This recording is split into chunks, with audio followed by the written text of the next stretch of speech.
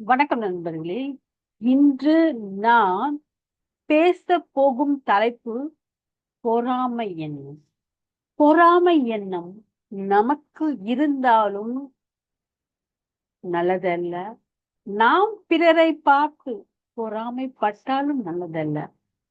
நாம் தொடர்ந்து ஒரு செயலை முயற்சி செய்து கண்டிப்பாக வெற்றி அடையலாம்.